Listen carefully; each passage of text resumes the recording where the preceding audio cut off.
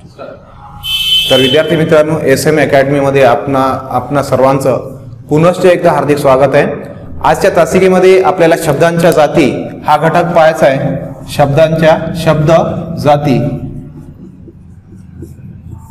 शब्द जाती यांचे एकूण 8 प्रकार आहेत आणि या 8 प्रकाराचं आपण 2 भागामध्ये वर्गीकरण करत असतो। त्यामध्ये इथं विकारी शब्दांच्या जाती इथं 4 आहेत आणि अविकारी शब्दांच्या जाती सुद्धा 4 आहेत।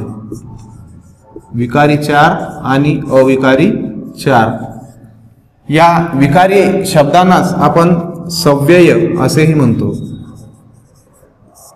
आणि अविकारी शब्दांना अव्यय असं म्हणतात। सव्यय आणि अव्यय। आता आपल्याला सर्वप्रथम हे लक्षामध्ये घ्यायचं आहे की शब्दाची जात म्हणजे काय, त्याची व्याख्या करू आपण की वाक्यात शब्दाने केलेले कार्य म्हणजे शब्दाची जात होय। शब्दांचं हे कार्य 8 प्रकारचं असतं, म्हणून शब्दांच्या जाती सुद्धा 8च आहेत। एकच शब्द वेगवेगळ्या वाक्यामध्ये वेगवेगळ्या प्रकारची भूमिका बजावतो, एकच शब्द वेगवेगळ्या वाक्यात वेगवेगळं कार्य करतो आणि त्या वाक्यामध्ये त्या शब्दानं केलेलं कार्य म्हणजे त्या शब्दाची जात होय। अशा शब्दांचे कार्य 8 असल्यामुळे शब्दांच्या जाती सुद्धा 8 आहेत। आपल्याला पाहायचं आहे विकारी म्हणजे काय आणि अविकारी म्हणजे काय। विकारी शब्दांच्या 4 जाती आहेत, तर अविकारी शब्दांच्या सुद्धा 4 जाती आहेत। याच्यामध्ये आपण इथं पाहतो की विकारी शब्दांच्या 4 जातीमध्ये पहिली जात आहे इथं नाम, दुसरा आहे इथं सर्वनाम, तिसरा आहे विशेषण आणि चौथा आहे क्रियापद। या शब्दांच्या 4 विकारी जाती आहेत। आपण या ठिकाणी विकारी म्हणजे काय याची व्याख्या लक्षामध्ये घेऊ किंवा सव्यय म्हणजे काय। व्यवहाराच्या भाषेमध्ये आपण व्यय याचा अर्थ पाहतो। व्यय म्हणजे काय तर खर्च। खर्च म्हणजे त्या शब्दाच्या त्या म्हणजे पैशाच्या रूपामध्ये बदल होणे। उदाहरणार्थ आपण एखादी वस्तू खरेदी करण्यासाठी 10 रुपयाची नोट घेऊन गेलो आणि 2 रुपयाची खरेदी केली तर 8 रुपये वापस येतात, म्हणजे त्या नोटेच्या स्वरूपात काय झालेला बदल आणि 2 रुपये काय झाले व्यय झाले, म्हणजे खर्च झालेले आहे। तसंच या ठिकाणी इथं विकार या शब्दाचा शब्दशः अर्थ आपण इथं पाहिला तर रोग, म्हणजेच आपल्या दैनंदिन दिनचर्येमध्ये काय होतो बदल होतो त्याला म्हणतात विकार। तर तशाच प्रकारे ज्या शब्दांच्या मूळ रूपामध्ये वाक्यात वापर केल्यानंतर त्याच्या मूळ स्वरूपामध्ये बदल घडून येतो अशा शब्दांना आपण विकारी शब्द असे म्हणतो। आणि अविकारी म्हणजे ज्या शब्दांच्या मूळ रूपात वाक्यात वापर केल्यानंतर कोणत्याही स्वरूपाचा बदल घडून येत नाही अशा शब्दांना आपण अविकारी शब्द असे म्हणतो। तर या ठिकाणी विकारी म्हणजे काय आपण पाहिलेले आहे। विकारी शब्दांचे 4 प्रकार नाम, सर्वनाम, विशेषण आणि क्रियापद। त्याच्यातली पहिली जात आपण या ठिकाणी इथे लक्षामध्ये घेऊ, ती म्हणजे नाम। आणि या नामाचे मुख्य प्रकार 3 आहेत आणि नामाचे एकूण प्रकार 4 आहेत। त्यामध्ये पहिला प्रकार आहे इथं सामान्य नाम, सामान्य नाम। दुसरा प्रकार आहे इथं विशेष नाम, विशेष नाम। आणि तिसरा प्रकार आहे इथं भाववाचक, भाववाचक नाम। त्यानंतर चौथा प्रकार आहे इथं साधितचा प्रकार आहे, तो म्हणजे इथं धातू साधित नाम। अशा प्रकारे नामाचे जर परीक्षेमध्ये प्रश्न आलेला असेल नामाचे एकूण प्रकार किती आहे तर 4, सामान्य नाम, विशेष नाम, भाववाचक नाम आणि धातुसाधित नाम। आणि नामाचे मुख्य प्रकार किती आहे तर फक्त 3च, ते म्हणजे सामान्य नाम, विशेष नाम आणि भाववाचक नाम। आता आपल्याला पाहायचं या ठिकाणी नाम म्हणजे काय। थोडक्यामध्ये नाम म्हणजे ओळख, खूण किंवा चिन्ह। व्यवहारामध्ये वस्तू असेल, व्यक्ती असेल, प्राणी असेल, पदार्थ असेल, त्याचा गुण असेल, त्याचा धर्म असेल, त्याचा स्वभाव असेल, या प्रत्येक गोष्टीला दिलेलं एक जे काही सर्वसामान्य नाव असतो त्याला व्याकरणामध्ये नाम अशा प्रकारची संज्ञा आहे। थोडक्यात नाम म्हणजे खूण, चिन्ह किंवा नाम म्हणजे ओळख। मग वस्तूची असेल, व्यक्तीची असेल, प्राण्याची असेल, पदार्थाची असेल, ती ओळख म्हणजेच काय तर नाम आहे। आता या ठिकाणी आपण इथं पाहिलेले उदाहरणार्थ समजा राम। आता राम हे काय तर मुलाचं नाव आहे, म्हणजे हे काय झाले त्याची ओळख झाली आणि ते सुद्धा काय झालं इथं नाम। त्याच्याऐवजी आपण या ठिकाणी इथं पाहतो पर्वत, वस्तूचं काय तर नाव आहे म्हणजे वस्तूची ओळख करून देतो, तो सुद्धा काय झाला इथं नाम। त्यानंतर आपण इथं पाहतो इथं धैर्य, कीर्ती, हे सगळे नाम काय करतात, म्हणजे सगळ्या ह्या जे काही जितके काही शब्द आपण लिहिले या प्रत्येक शब्दामधून कोणत्या ना कोणत्या वस्तूची व्यक्तीची काय होते इथं ओळख होते आणि म्हणून आपण व्याकरणामध्ये त्याला इथं नाम असे म्हणत असतो। मग या नामाचे 4 प्रकार, त्याच्यातला पहिला प्रकार इथं सामान्य नाम। आता सामान्य नाम हा जे काही नाम आहे या नामातून कोण्या एका व्यक्तीचा वस्तूचा प्राण्याचा बोध होत नसून त्या विशिष्ट अशा प्रकारच्या व्यक्ती वस्तू प्राणी यांच्या समूहाचा बोध होतो। जे नाम व्यक्तिवाचक नसून समूहवाचक असते त्याला म्हणतात सामान्य नाम। सामान्य नामातून कोणत्याही एका वस्तूचा व्यक्तीचा प्राण्याचा बोध होत नाही तर त्या व्यक्ती वस्तू प्राणी यांच्या समूहाचा बोध होतो, त्या नामाला आपण सामान्य नाम असे म्हणतो। त्यानंतर आहे तर विशेष नाम। सामान्यांपैकी एकाचा, एक वस्तू एक प्राणी एक पदार्थ यांचा बोध करून देणारं नाम असेल तर त्याला म्हणतात इथं विशेष नाम। आणि त्यानंतर इथं भाववाचक नाम।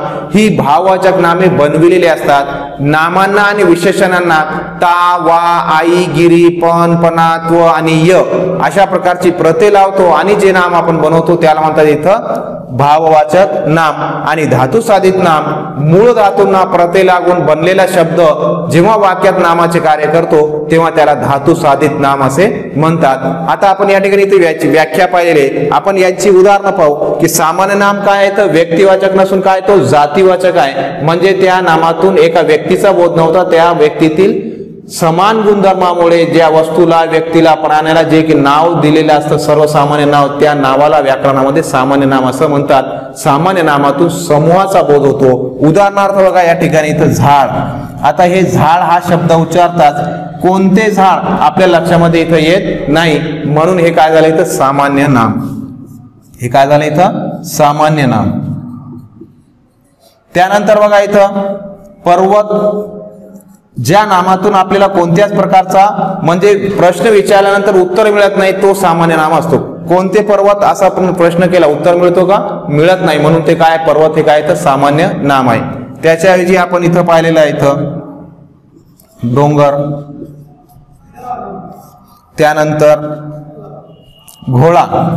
ठीक आहे, घोडा हे कोणतं नाम आहे, आपण याला प्रश्न विचारलेला आहे इथं कोणता घोडा तर उत्तर मिळतो का आपल्याला मिळत नाही, म्हणजे घोडा या समान गुणधर्मामुळे दिलेलं एक सर्वसामान्य नाव आहे।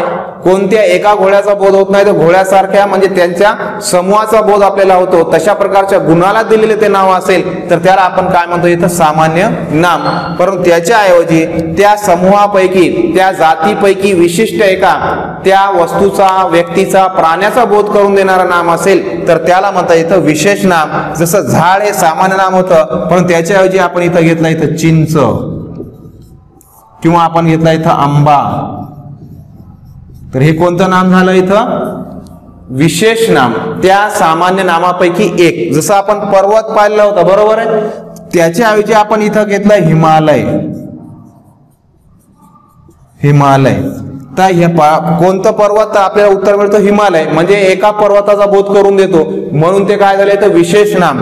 बघा या ठिकाणी इथं नदी हे कोणतं नाम आहे, नदी। आपण प्रश्न केला कोणती नदी उत्तर मिळतो का, मिळत नाही, म्हणून ते काय तर सामान्य नाम। परंतु त्याच्याऐवजी आपण या ठिकाणी इथं लिहिलं गंगा नदी। कोणतं नाम लिहिलं इथं गंगा। आता हे काय झालं कोणती नदी असा प्रश्न केला तर उत्तर काय मिळते गंगा नदी। गंगा यमुना सरस्वती सगळ्या नद्या आहेत, मग त्या नद्यांपैकी एका नदीचा काय करतो आपल्याला इथं बोध करून देतो म्हणून त्याला म्हणा इथं विशेष नाम। आता हे राम आहे का नाही, त्याच्याऐवजी आपण इथं पाहिलेला होता माणूस। आता आपण प्रश्न केला कोणता माणूस उत्तर मिळतो का, मिळत नाही, म्हणजे माणूस हे नाम काय झालं इथं सामान्य नाम। त्यापैकी राम एका मुलाचा बोध करून देतो, एका व्यक्तीचा बोध करून देतो म्हणून ते काय झालं इथं विशेष नाम। म्हणजे समूहापैकी एकाचा बोध करून देत असेल तर त्याला म्हणतात ते विशेष नाम। विशेष नाम हे जातीवाचक असतो तर सामान्य नाम हे व्यक्तिवाचक असते। त्यानंतर बघा इथं सामान्य नाम हे समूहवाचक सुद्धा असतो। आता या समूह सामान्य नामामध्येच जे काही पदार्थवाचक नामे असतात, जे काही द्रव्यवाचक नामे असतात आणि सण वार आणि ग्रह यांची जे काही नामं असतात ते सगळे यांचा समावेश कशात होतो सामान्य नामातच होतो। जसं बघा या ठिकाणी सोने, पितळ, तांबे हे सगळी धातूची नावं। त्यानंतर आपण या ठिकाणी इथं पाहतो धान्याची नावं ज्वारी, गहू, तांदूळ. आणि द्रव्यवाचक नामामध्ये सुद्धा इथं येतो, आपण पाहतो इथं रॉकेल, पेट्रोल, डिझेल, हे अशी नावे. किंवा सणवार आणि ग्रह आहे का नाही, सणवार आणि ग्रह. आता फक्त सण म्हटलं तर काय झालेलं इथं, हा सामान्य नाम. वार, आपण इथं प्रश्न विचारतो कोणता सण, तर उत्तर मिळत नाही म्हणून सामान्य नाम. कोणता वार, उत्तर मिळत नाही म्हणून काय इथं सामान्य नाम. ग्रह, कोणता ग्रह, उत्तर मिळत नाही म्हणून सामान्य नाम. परंतु याच्यापैकी याला नाव दिलेलं असेल, आलं लक्षात. सण म्हणजे दिवाळी, दसरा, हे दिवाळी नाव दिलं आपण, दसरा नाव दिलेलं असेल तर हे काय झालं, त्यापैकी एक म्हणजे काय झालं, विशेष नाम. परंतु सण हे नाव कोणतं, सामान्य नाम. तसंच वार, कोणतं वार, उत्तर मिळत नाही म्हणून सामान्य नाम. परंतु त्याच्याऐवजी आपण इथे लिहिलं रविवार, सोमवार, तर हे नाव काय झालेलं आहे इथं, विशेष नाम. त्यानंतर ग्रह आहे का नाही, ग्रह आपण या ठिकाणी इथं पाहिलेलं आहे की पृथ्वी आहे ना, प्लुटो आहे, नेपच्यून आहे, मंगळ आहे, बुध आहे, शुक्र आहे. तर हे सगळे काय झाले, ग्रहांची नावं म्हणजे ते विशेष नाम. परंतु ग्रह हे कोणतं नाम झालं इथं, सामान्य नाम. परंतु हेच नाम जेव्हा वाक्यामध्ये अनेक वचनी वापरले जातो तेव्हा ते सामान्य नामाचं कार्य करतो. तर आपण या ठिकाणी इथं पाहिलेलं आहे सामान्य नाम आणि विशेष नाम याच्यात असलेला फरक. त्यानंतर आपण इथं पाहिलेलं आहे की भाववाचक नाम, ही भाववाचक नामे बनविलेली असतात. तर आपण कोणकोणते प्रत्यय लावतो आणि त्यापासून भाववाचक नामे बनवतो ते आपण या ठिकाणी इथे लक्षामध्ये घेऊ. आता बघा या ठिकाणी भाववाचक नाम बनवत असताना आपण काय करतो, त्या ठिकाणी प्रत्यय लावतो. विशेषणांना आणि नामांना प्रत्यय लागून भाववाचक नामे काय असतात इथं बनविलेली असतात. आता आपण प्रत्यय कोणते लावतो बघा इथं, प्रत्यय आणि यापासून बनणार भाववाचक नाम.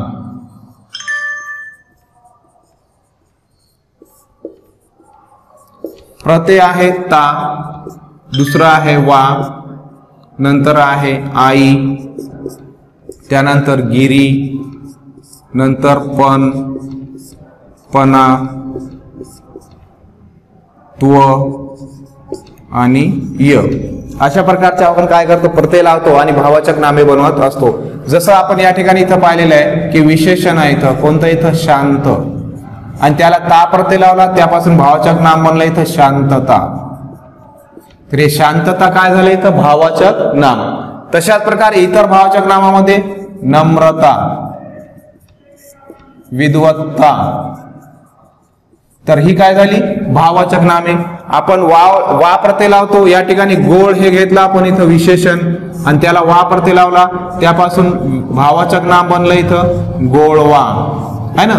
तशाच प्रकारे इतर भाववाचक नामामध्ये थंडावा, ओलावा,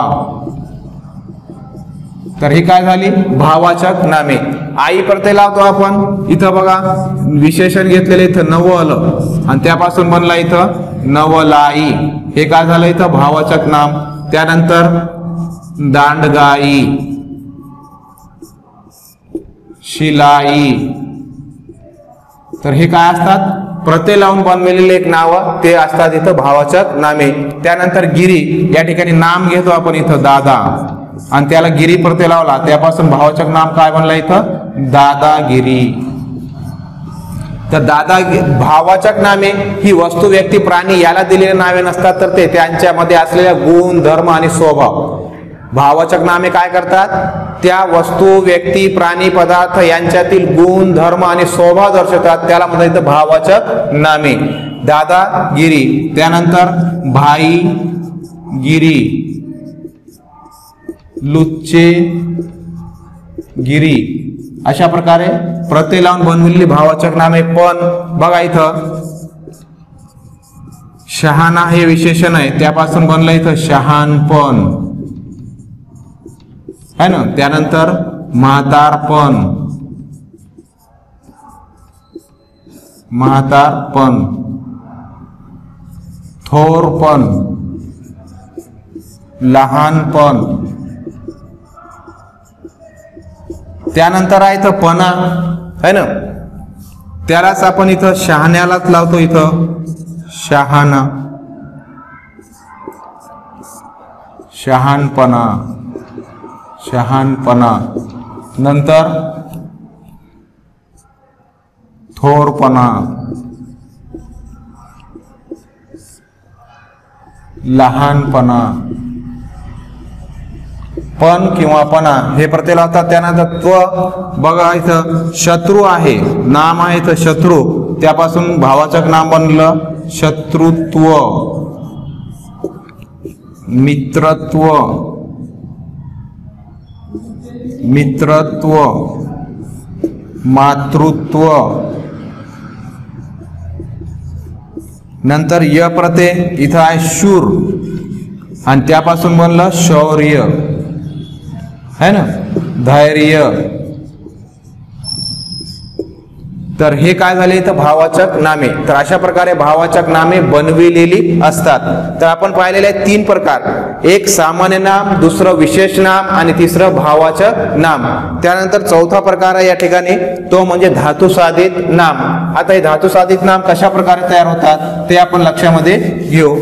मूळ धातूंना प्रत्यय लागतो आणि जो बनलेला शब्द वाक्यामध्ये विशिष्ट ठिकाणी वापरला जातो आणि तो वाक्यात नामाचं कार्य करतो, तेव्हा त्याला म्हणतात या ठिकाणी इथं धातुसाधित नाम. बघा इथं उदाहरणार्थ हत्तीचे चालणे, मंद असते.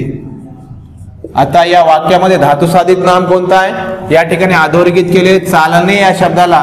तर याच्यातला धातू कोणता आहे, तर चाल हा धातू आहे, त्याला ने प्रत्यय लागून बनलेला शब्द वाक्यात नामाचे कार्य करतो, त्याला म्हणतात धातुसाधित नाम. दुसरं उदाहरण बघा इथं, त्याचे वागणे विक्षिप्त आहे. त्याचे वागणे विक्षिप्त आहे.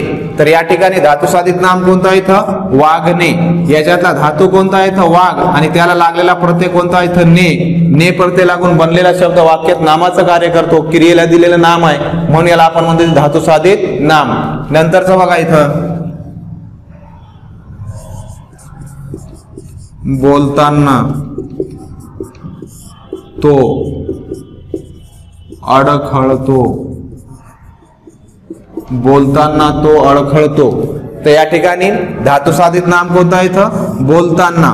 बोल हा काय इथं धातू आहे आणि त्याला ताना प्रत्यय लागला, वाक्यामध्ये त्यानं नामाचं कार्य केलेलं आहे, अशा नामांना आपण म्हणतो धातुसाधित नाम.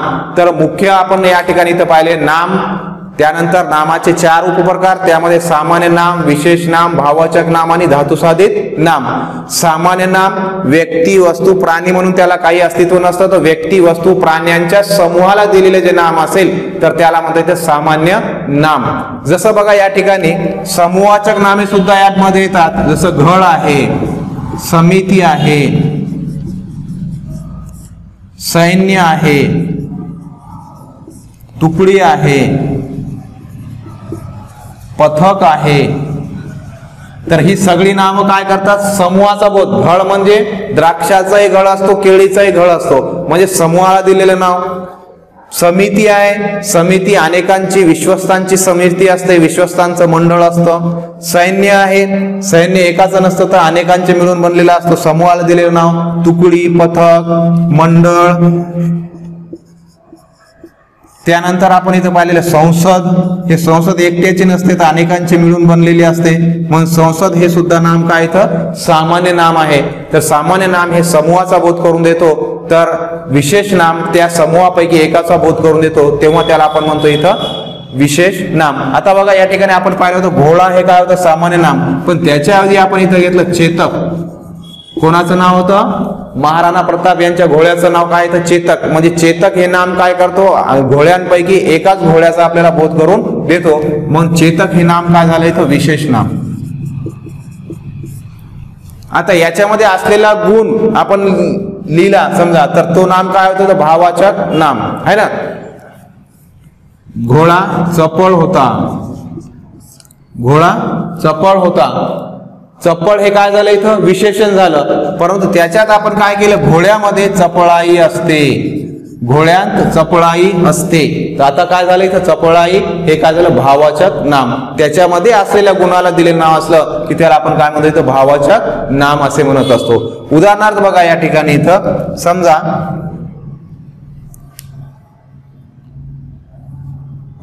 ग्रंथ आहे, ठीक आहे, ग्रंथ कोणतं नाम झालंय सामान्य नाम. त्याच्यामध्ये आपण इथं पाहिलेलं आहे ग्रंथ कोणता आहे इथं ज्ञानेश्वरी. तर हे काय झालं ग्रंथापैकी एक काय झालं ज्ञानेश्वरी, हे काय झालं विशेष नाम. त्यानंतर त्याच्यामध्ये असलेल्या गुणाला नाव दिलं आपण काय, याच्यामध्ये शालीनता. तर हे शालीनता हे काय झालं तर भाववाचक नाम. सामान्य नाम, विशेष नाम आणि भाववाचक नाम अशा प्रकारे नामाचे मुख्य 3 प्रकार आणि एकूण 4 प्रकार आहेत, त्यामध्ये धातुसाधित नाम. आता आपल्याला या ठिकाणी सामान्य नाम, विशेष नाम, भाववाचक नाम आणि धातुसाधित नाम हे कशा प्रकारे आपण ओळखायला पाहिजे यासाठी काही उदाहरणं पाहू आणि त्या उदाहरणावरून या नामामध्ये असलेला फरक आपल्या लक्षामध्ये घ्यायचा आहे. तर नाम म्हणजे काय, सामान्य नाम कशाला म्हणतात, विशेष नाम आणि भाववाचक नाम व धातुसाधित नाम काय असतो हे आपल्या लक्षामध्ये आलेलं असेल.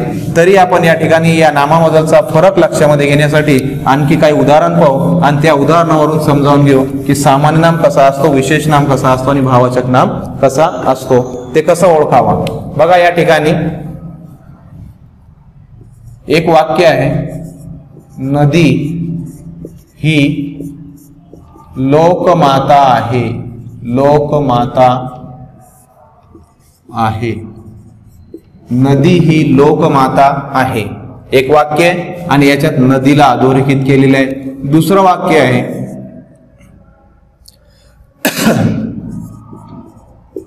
गंगा नदी हिमालयातून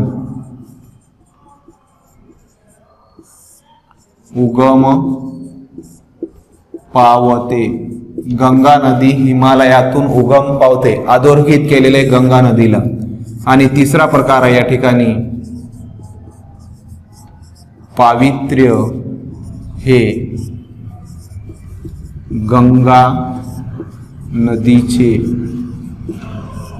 वैशिष्ट्य आहे. आणि चौथं वाक्य आहे, गुरुजींचे वागणे प्रेमळ असते, गुरुजींचे वागणे प्रेमळ असते. आपण अधोरेखित केलेले वागणे या शब्दाला, तिसऱ्या वाक्यामध्ये पावित्र्य या शब्दाला अधोरेखित केलेलं आहे. आता आपल्याला प्रश्न आलेला आहे, तर अधोरेखित नामाचा प्रकार ओळखा. तर पहिल्या वाक्यामध्ये नदी ही लोकमाता, आपण प्रश्न विचारतो कोणती नदी, आपल्याला उत्तर मिळत नाही, म्हणून पहिल्या वाक्यामध्ये नदी हे कोणतं इथं सामान्य नाम. पहिल्या वाक्यातलं नाम कोणतं इथं सामान्य नाम. त्यानंतर दुसऱ्या वाक्यामध्ये आपण इथं प्रश्न विचारतो, गंगा नदी हिमालयातून उगम पावते, म्हणजेच आपल्याला आपल्या डोळ्यासमोर फक्त एकच नदी उभी राहते. इथं नदी म्हटल्यानंतर कोणती नदी, म्हणजे अनेक नद्या आहेत, असंख्य नद्या आहेत, त्यापैकी कोणती आपल्या डोळ्यासमोर उभी राहत नाही. परंतु गंगा नदी म्हणतात सगळ्या नद्यांपैकी गंगा नदी आपल्या डोळ्यासमोर इथं उभी राहते, म्हणून हे काय झालं इथं विशेष नाम. दुसरं कोणतं आहे इथं विशेष नाम. त्यानंतर तिसरा प्रकार आपण इथं पाहिलेला आहे, पावित्र्य हे गंगा नदीचे वैशिष्ट्य आहे. पवित्र या नामाला आपण य प्रत्यय लावला आणि त्यापासून पावित्र्य हे नाम बनवलं आणि बनविलेले नाम काय असतं इथं भाववाचक नाम, भाववाचक नाम. आता बघा या ठिकाणी पावित्र्य हे काय करतो, नदीचं गुण दर्शवतो, गुण धर्म आणि स्वभाव दर्शवणारा नाम असेल तर त्याला म्हणतात भाववाचक नाम. आणि त्यानंतर गुरुजींचे वागणे प्रेमळ असते, यामध्ये वागणे, वाघ हा काय या ठिकाणी धातू आणि त्याला ने प्रत्यय लागून बनलेला शब्द धातू साधित नाम, धातू साधित नाम. तर अशा प्रकारे नाम आणि नामाचे एकूण 4 प्रकार या ठिकाणी आपण समजावून घेतलेले आहेत. आता आपल्याला पाहायचं आहे दुसरा प्रकार, विकारी शब्दांचा दुसरा प्रकार. विकारी म्हणजे काय, ज्या शब्दांच्या मूळ रूपात वाक्यात वापर केल्यानंतर बदल घडून येतो अशांना आपण विकारी म्हणतो. आणि ज्या शब्दांच्या मूळ रूपामध्ये बदल घडून येत नाही वाक्यात वापर केल्यानंतर त्यांना आपण अविकारी असे म्हणतो. तर विकारी शब्दांच्या 4 जातीपैकी पहिली जात आपण पाहिली ती नाम, आणि नामाचे उपप्रकार किती आहेत? 4. सामान्य नाम, विशेष नाम, भाववाचक नाम आणि धातुसाधित नाम. आता आपण पाहू या ठिकाणी सर्वनाम. विकारी शब्दाची दुसरी जात ती म्हणजे इथं सर्वनाम.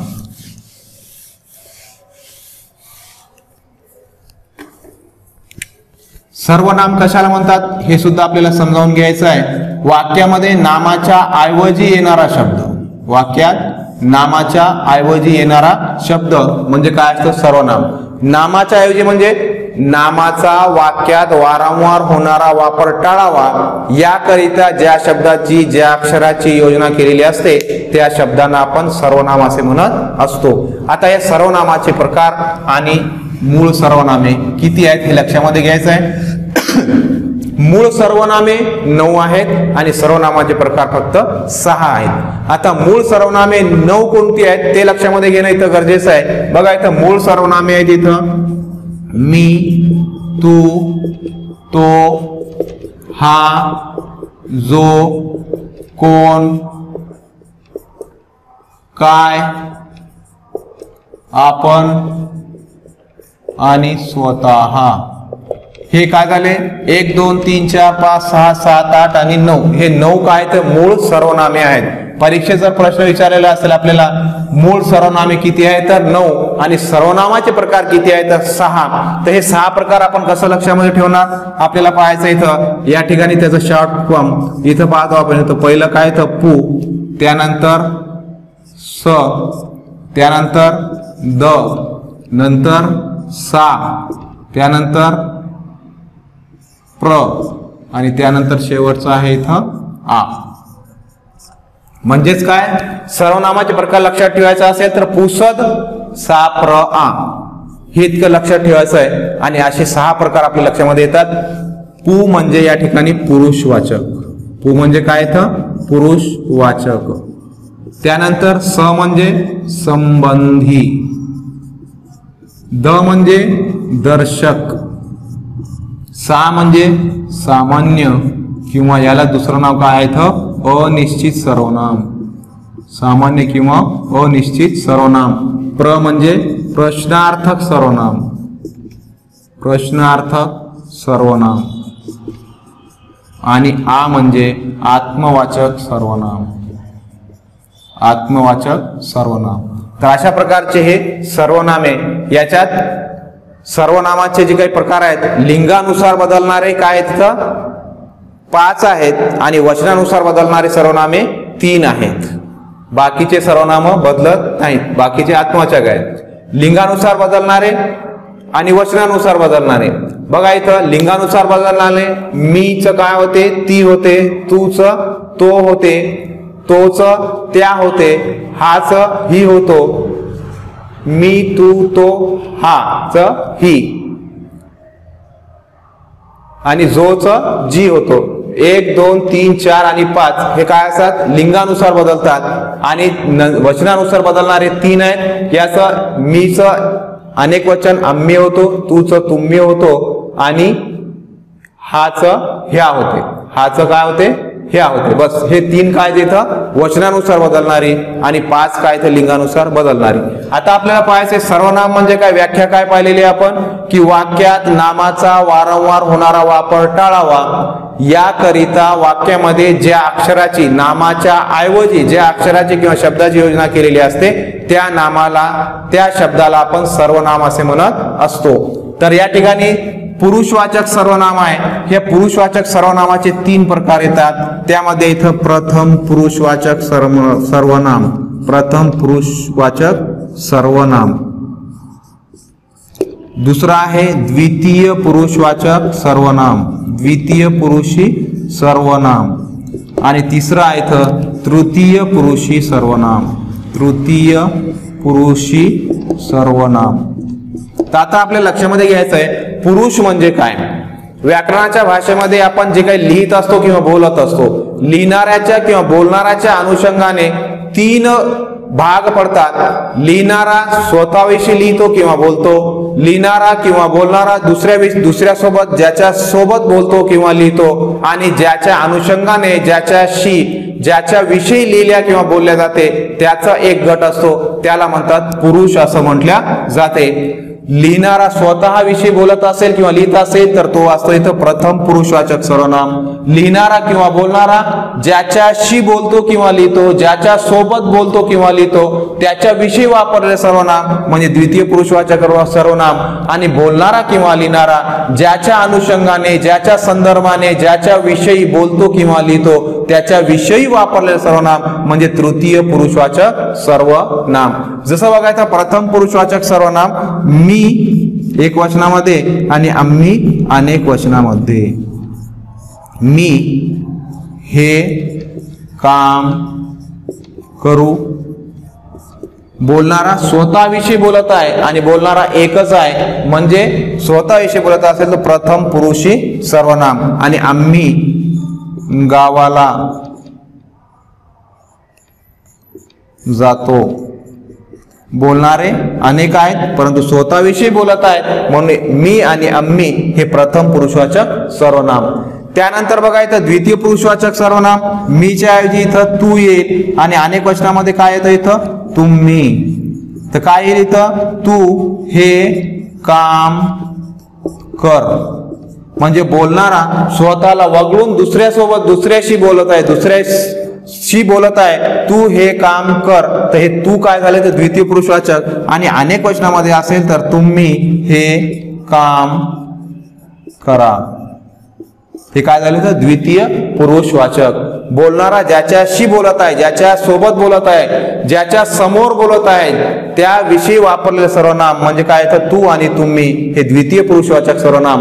आणि बोलणारा किंवा लिहिणारा ज्याच्याविषयी बोलतो किंवा लिहितो, ज्याच्या अनुषंगाने ज्याच्या संदर्भाने बोलतो किंवा लिहितो त्याच्याविषयी वापरलेले सर्वनाम म्हणजे तृतीय पुरुषवाचक सर्वनाम. उदाहरणार्थ तो गावाला जाईल. तो गावाला जाईल. बोलणारा स्वतःविषयी बोलत नाही, ज्याच्या समोर बोलत आहे, ज्याच्याशी बोलत आहे त्याच्याविषयी सुद्धा वापरलेलं सर्वनाम नाही तर तिसऱ्याविषयी वापरलेलं सर्वनाम आहे म्हणून याला आपण काय म्हणतो इथं तृतीय पुरुषवाचक सर्वनाम. त्याच्याऐवजी अनेक वचनामध्ये ते गावाला जातील. ते गावाला जातील. बोलणारा किंवा ऐकणारा यांच्याविषयी हे सर्वनाम वापरले नाही तर ज्याच्याविषयी बोलल्या जात आहे किंवा लिहिल्या जात आहे त्याच्याविषयी वापरले सर्वनाम म्हणजे तृतीय पुरुषवाचक सर्वनाम. प्रथम पुरुषवाचक सर्वनाम मी आम्ही, द्वितीय पुरुषवाचक सर्वनाम तू तुम्ही आणि तृतीय पुरुषवाचक सर्वनाम तो ती ते आणि त्याच्या विभक्ती प्रत्ययासहित सगळी रूपे या ठिकाणी इथं येतात. तो ती ते आणि त्या हे काय तर तृतीय पुरुषवाचक सर्वनाम. आता पाहू आपण इथं संबंधी सर्वनाम. आता संबंधी सर्वनाम पाहायच्या आधी आपण पाहूया या ठिकाणी इथे दर्शक सर्वनाम. कारण संबंधी सर्वनाम हे दर्शक सर्वनामाशी संबंध दर्शवणारा सर्वनाम असतो. तर दर्शक सर्वनाम जवळची किंवा दूरची वस्तू दर्शविण्यासाठी जे सर्वनाम वापरले जाते त्याला म्हणतात इथे दर्शक सर्वनाम. आता बघा या ठिकाणी जवळची वस्तू दर्शवण्यासाठी आपण वापरतो इथं हा, ही, हे आणि ह्या अनेक वचनामध्ये. तर हा माझा पेन आहे, ही माझी वस्तू आहे, हे आमच्या वह्या आहेत, ह्या आमच्या बाई आहेत. तर मग जवळची वस्तू दर्शवण्यासाठी हा, ही, हे आणि ह्याचा वापर करतात. आणि दूरची वस्तू दर्शवायची असेल तर तो, ती, ते आणि त्या या सर्वनामाचा वापर करतात. त्यांना म्हटलं जाते दर्शक सर्वनाम. तो झाड आहे, ते रामराव आहेत, त्या वह्या आहेत, ती माझी बहीण आहे. तर या ठिकाणी दूरच्या वस्तू व्यक्ती प्राणी पदार्थ दर्शवायचा असेल तर आपण या सर्वनाम दर्शक सर्वनामाचा वापर करत असतो. तर जवळची वस्तू दर्शवण्यासाठी हा, ही, हे, ह्या आणि दूरची वस्तू दर्शवण्यासाठी तो, ती, ते आणि त्या या सर्वनामाचा वापर करतात. तर त्यांना आपण म्हणतो इथं दर्शक सर्वनाम. आता आपल्याला पाहायचं इथं संबंधी सर्वनाम. संबंधी सर्वनाम कशाला म्हणतात? दर्शक सर्वनामाशी संबंध दर्शविणाऱ्या सर्वनामाला आपण म्हणतो इथं संबंधी सर्वनाम. आता बघा या ठिकाणी संबंधी सर्वनाम कोणते आहेत? तर जो, जी, जे आणि ज्या हे संबंधी सर्वनाम आहेत. परंतु संबंधी सर्वनाम केव्हा होतो? वाक्यात दर्शक सर्वनामाशी संबंध दर्शवायचं काम करतो, म्हणून त्याला म्हणता येतं संबंधी सर्वनाम. जसं बघा, जो अभ्यास करील तो पास होईल. तर जोचा संबंध कशाशी आहे? तोशी आहे. म्हणजे तो हे दर्शक सर्वनाम, तर जो हे काय तर संबंधी सर्वनाम. त्यानंतर बघा इथं जी धावेल, स्त्रीलिंगी आहे. जी धावेल ती पहिली येईल.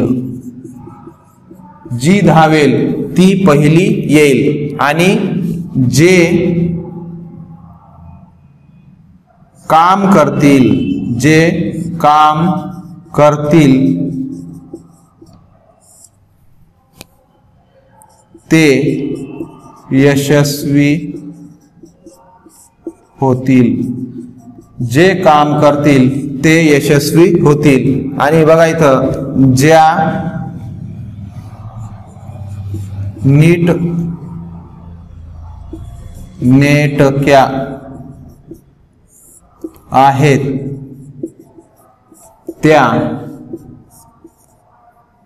त्या माझ्या वह्या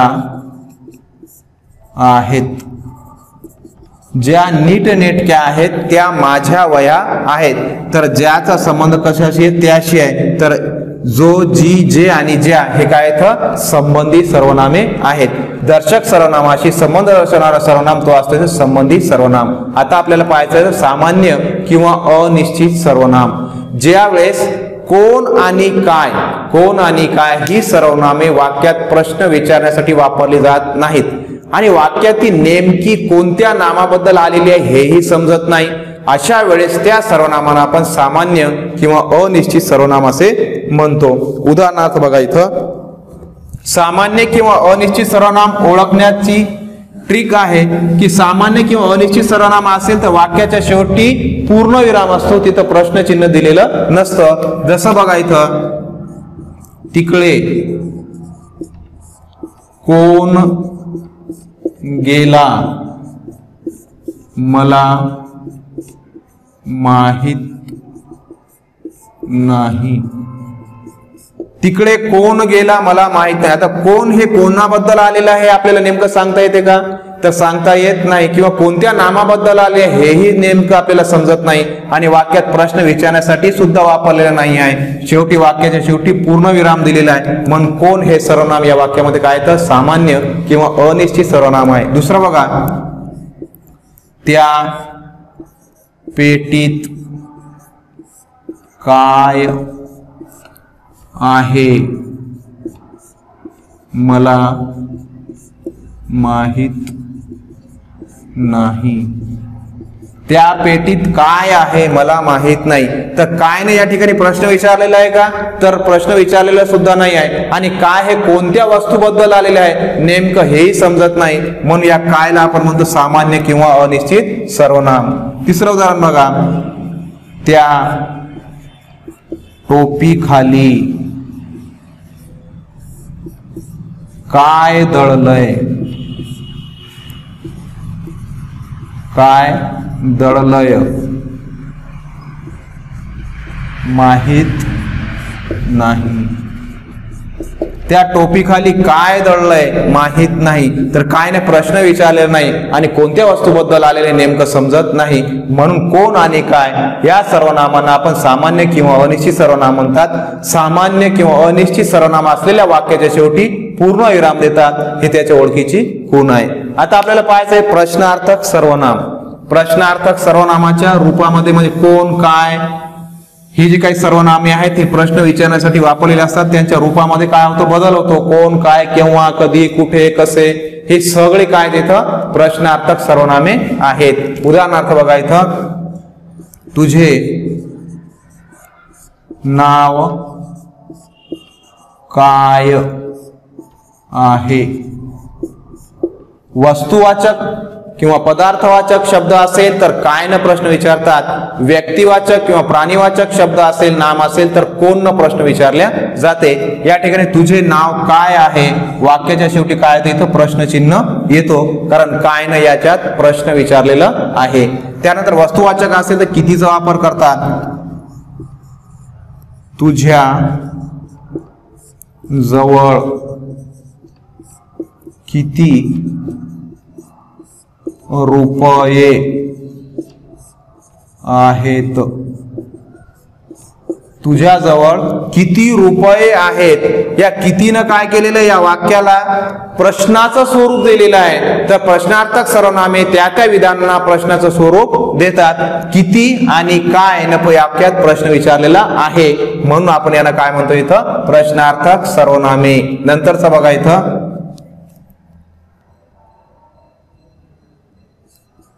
तुमच्या येथे कोण आले होते. तुमच्या येथे कोण आले होते म्हणजे इथं व्यक्तिवाचक आहे आणि कोण काय केलेलं तर प्रश्न विचारलेला आहे. आणि व्यक्तिवाचक असेल तर कोण प्रश्न विचारल्या जातं. बघा इथं कालदर्शक असेल तर केव्हाचा वापर करतात. बघा इथं,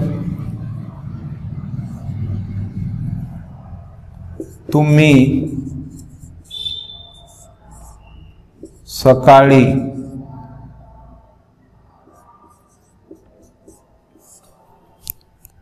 केव्हा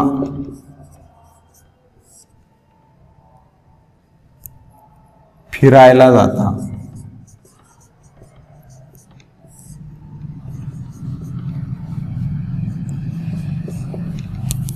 तुम्ही सकाळीच्या ऐवजी आपण इथं दररोज घेऊ. तुम्ही दररोज केव्हा फिरायला जाता. तर हे केव्हा ना काय केलेला प्रश्न विचारलेला आहे. कोण, काय, किती, केव्हा, कुठे, कसे, कसले अशा प्रकारचे शब्द हे वाक्यात प्रश्न विचारण्यासाठी वापरले जातात. त्यांना म्हणतात इथं प्रश्नार्थक सर्वनाम. आणि त्यानंतरचा इथं आत्मवाचक सर्वनाम. आत्मवाचक सर्वनामामध्ये आपण आणि स्वतः ही दोनच सर्वनामे काय या ठिकाणी इथं आत्मवाचक आहे. परंतु आपण हे सर्वनाम मी, आम्ही, तू, तुम्ही या अर्थानं वापरला गेलेला असेल तर तो पुरुषवाचक असतो. आणि आपण हे सर्वनाम स्वतः या अर्थाने वापरला गेलेला असेल तर तो आत्मवाचक असतो. उदाहरणार्थ बघा या ठिकाणी त्याच्या ओळखीची खूण आहे. आत्मवाचक सर्वनाम असलेल्या वाक्यामध्ये त्या सर्वनामाच्या आधी एखादं नाम किंवा सर्वनाम वापरलं जातं तेव्हा ते काय असतं इथं आत्मवाचक असतं. आणि ते सुटा आलेला असेल त्यावेळेस तो पुरुषवाचक असतो. बघा इथं, आपण केव्हा आलात. आपण केव्हा आलात याच्यामध्ये आपण हे सुटा वापरला गेलेला आहे. आणि दुसऱ्याला प्रश्न विचारलेला आहे म्हणजे दुसऱ्यासाठी तू किंवा तुम्ही या अर्थानं वापरला गेलेला आहे. म्हणून इथं द्वितीय पुरुषवाचक हे सर्वनाम आहे आपण. परंतु यालाच आपल्याला आत्मवाचक बनवायचं असेल तर बघा इथं,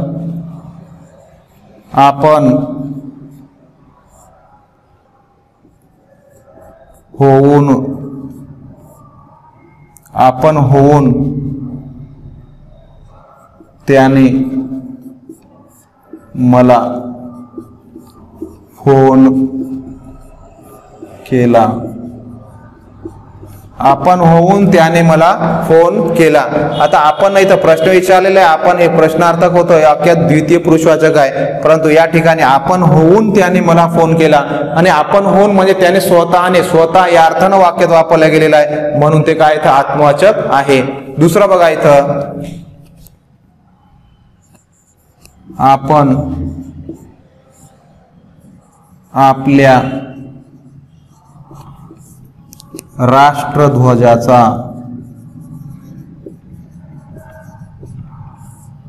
मान राखावा. आपण आपल्या राष्ट्रध्वजाचा मान राखावा.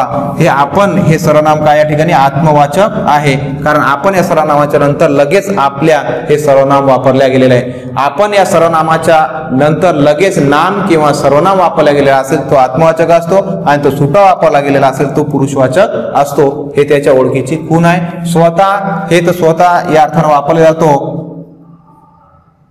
मी स्वतः त्याला फोन केला. मी स्वतः त्याला फोन केला. इथं स्वतःच्या आधी मी एक सर्वनाम वापरला गेलेला आहे म्हणून ते काय इथं आत्मवाचक आहे. नंतरचं बघा इथं तोच आहे इथं स्वतःहून तो मला भेटला. स्वतःहून तो मला भेटला. स्वतःच्या नंतर इथं काय लगेच तो वापरला गेलेला म्हणून ते काय या ठिकाणी इथं आत्मवाचक आहे. तर आत्मवाचक आणि पुरुषवाचक केव्हा असतो हे आपण सर्वनाम पाहिलेलं आहे. कोणतं आत्मवाचक केव्हा असतो? ज्या वेळेस ते स्वतः या अर्थानं वाक्यात वापरला जातो त्यावेळेस तो आत्मवाचक असतो, आणि ज्या वेळेस वाक्यामध्ये तो तू मी आम्ही किंवा तू तुम्ही या अर्थानं वापरला जातो त्यावेळेस ते द्वितीय पुरुषवाचक किंवा प्रथम पुरुषवाचक सर्वनाम असतो. अशा प्रकारे सर्वनामे एकूण 6 प्रकारचे सर्वनामे, मूळ सर्वनामे 9, नाम आणि नामाचे 4 प्रकार आपण या ठिकाणी इथं पाहिलेले आहेत. आजच्या तासिकेमध्ये आपण या ठिकाणी इथं थांबू. धन्यवाद. बाकीचं नंतर तासिकेला पाहू.